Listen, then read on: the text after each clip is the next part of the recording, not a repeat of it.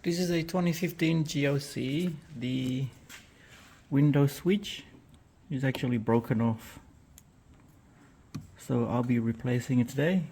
Replace it with a brand new switch which I got from Mercedes for 60 Australian dollars. To replace the window switch for this GLC, what you have to use is one of these plastic pry tool and try to pry out this plastic piece. Hopefully they'll come out clean. Okay, so that's out. And here's the switch.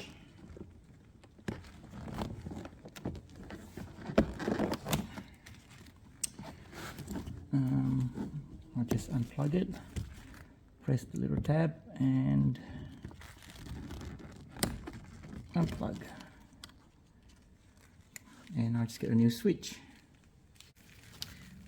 So here's the new switch. I'll just put it in place.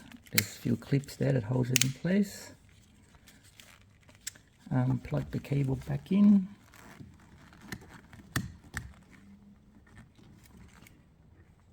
And just push this back.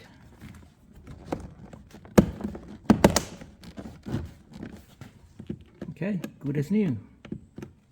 Thanks for watching.